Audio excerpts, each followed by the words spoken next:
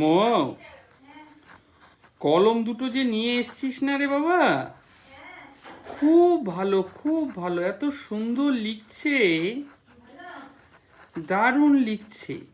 এবার দেখ ব্যাপারটা কি বলতো, এর থেকেই বোঝা যায় যে তুই কত ভালো মনে, কত খুশি মনে তুই এনেছিস কলমটা। হ্যাঁ, এত অপূর্ব লিখছে।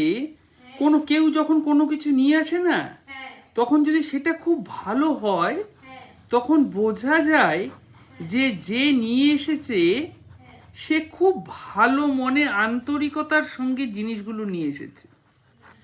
আর যখনই ভালো মনে আন্তরিকতার সঙ্গে কোনো জিনিস আনা হবে, তখন সেই জিনিসের গুণমান অতি উৎকৃষ্ট হয়। হৃদয় থেকে ধন্যবাদ সোনা, তোমাকে খুব ভালো নিয়ে এসেছে।